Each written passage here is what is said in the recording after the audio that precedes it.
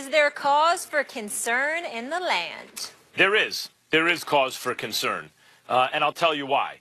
When the Cavs beat the Celtics, and it was on the road. They got all these new players. They go on the road, and they beat up the Celtics.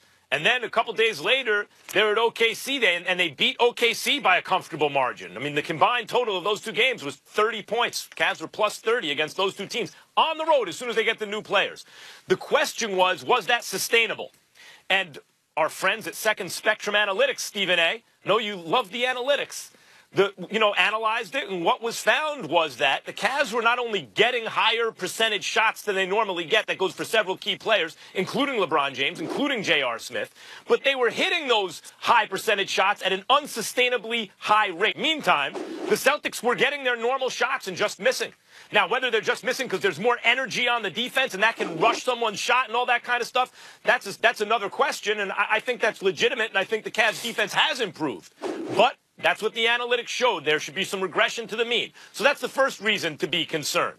The next reason to be concerned is without Kyrie, like if you look at the players on the team, especially without Kevin Love there, you look at the players on the team, they're not great players. They're okay players. They're fine. They're NBA players of a type. They're high energy. They're younger now than they were, more athletic, longer wingspan type players, like that sort of thing.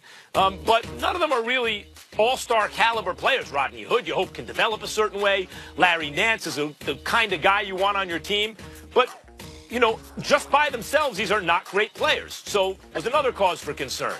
And finally, what I saw, which is my real cause for concern in last night's game, and it may seem like a small thing, Stephen A., but I think it's significant. Look, at one point this was true at the end of the game. Maybe someone scored when it didn't matter anymore. But for like an 8-minute stretch, I want to say, LeBron was the only Cav to score. Now, that would be one thing if he was looking for teammates and they were missing shots, etc. But I didn't see that. And the telltale sign for me, it was about a minute 30 or something like that left in the game. It was 5-point game. LeBron's dribble, and then then takes a step back three. And I think it was Chris Webber working the broadcast said he doesn't have a problem with that shot. LeBron's hot and everything. I had a problem with that shot. I thought that it betrayed a lack of trust in his teammates. Now, some of these are new teammates who say that he hasn't had a chance to develop the rapport, etc. But it also maybe speaks to LeBron's basketball IQ. These guys maybe aren't good enough. I have to take matters into my own hand.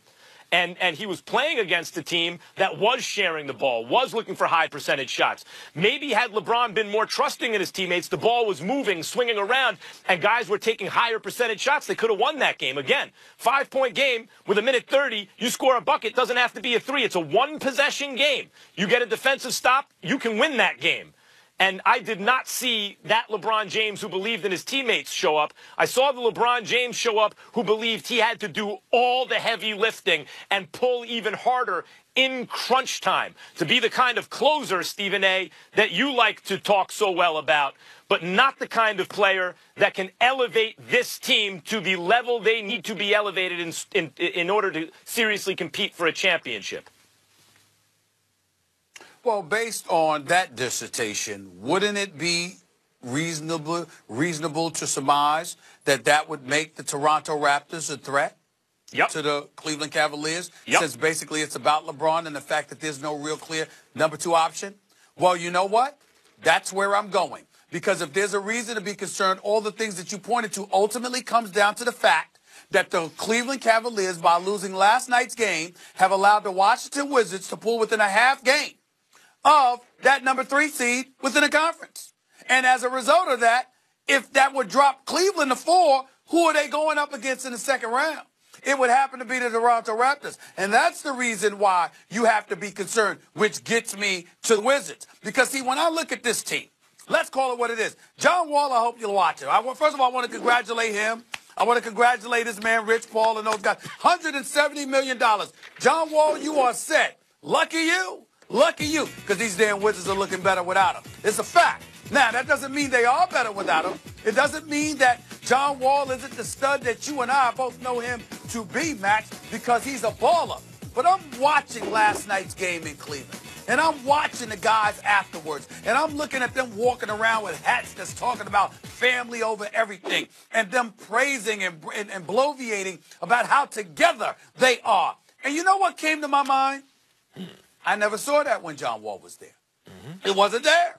It just wasn't there. I'm watching Bradley Beal ball. Some dude named Tomas Satoransky, 17 points on 6 or 7 shooting. I mean, what the hell is going on here? Otto Porter actually looks like he wants to play. I mean, I'm looking at this stuff. And so I'm looking at it from that perspective, and that gets us back to Cleveland. Because if you're Cleveland and you're the number 3 seed, and you're devoid of that clear number 2 option, clearly a championship is out of the question. Do you have a shot to come out of the East? I'm still picking them to come out of the East because they got LeBron.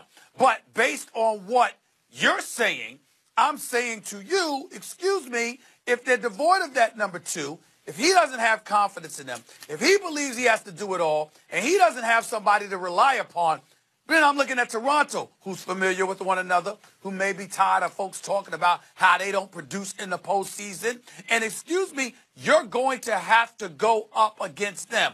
All because these Wizards have come up on the rear and are threatening to slide Cleveland back. So they have to sit up there and go against Toronto before they ever have a chance to get at Kyrie and Boston.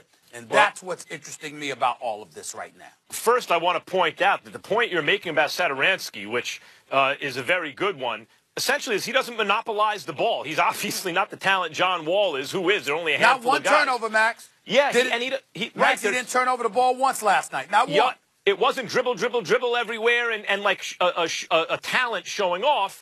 It was a team moving the ball, and that's what I mean about LeBron. LeBron did the John Wall, essentially the thing that that someone may infer you're accusing John Wall of doing, which is trying to take over, trying to do too much. He's such a prodigious talent. Satoransky, you saw Otto Porter, you saw the give and goes, you saw and by the way, Cleveland's defense got soft in the middle of that game. It looked a lot like the defense did before the trade, and that's because they were facing a team where one player wasn't trying to do too much. The ball was moving. As D'Antoni says, the ball finds energy. That's what was happening. It was addition by subtraction with Satoransky instead of John Wall, and that's a problem for LeBron. But I want to focus on Toronto for a second. This is what I think is their Achilles heel. They do what I just described better than anyone in the East, I think. They share that ball. The offense is excellent to watch. That's the way you play basketball. Right up until the tight moments of close games. A lot of their games aren't that close. They don't have to worry about it. But when they're up against a good team that puts them in a close game, they get away from that. And they start isoing Kyle Lowry and especially DeRozan. And those guys aren't very good in those situations. They stop moving the ball. So I think the Raptors fall prey to that exact same dynamic you're describing in close games. And that'll be their undoing against Cleveland because LeBron's better than they are. And you got to have somebody that can close, preferably from the perimeter. Who has that? That would happen to be Washington and Bradley Beal. I don't know if anybody has noticed, but this has become Bradley Beal's team. I'm telling you right now. And when I saw him during All-Star Weekend, had a big glowing smile on his face. And it wasn't just because he was an All-Star. It's because he recognizes what's happening before our very eyes here. When John Wall comes back, I believe that John Wall is a stud. Don't get me wrong. The brother can ball. But this team in the nation's capital seems to be making a statement at every turn that we're better off without him. Knowing John Wall, he's going to come back and want to remind you of exactly what his value is. We don't know whether they're going to be receptive to that or whether or not they're going to push back off of that. Either way you slice it, the bottom line is this. It can send a ripple effect throughout the East because if the Wizards come together like they are now and John Wall comes together with them, he better get his behind back soon, by the way. If he's but if he comes together with them, who knows what more, who knows what noise they could make, and that's what can make it interesting as well. Because they could beat Toronto. They could beat, because they already have. They could beat Toronto. They beat Houston this year. They beat Golden State. They beat Toronto. Look out. It's getting very, very interesting. It is for really sure. is. The Cavs have an interesting one tonight, too, guys. They're at Memphis. We'll leave it there, though. Coming up, more big-name schools could be in major trouble after the FBI identifies at least 12 more universities with possible recruiting violations. We'll tell you if Coach K and Roy Williams should be worried. And Kirk Cousins seems to be the most desired quarterback out there right now.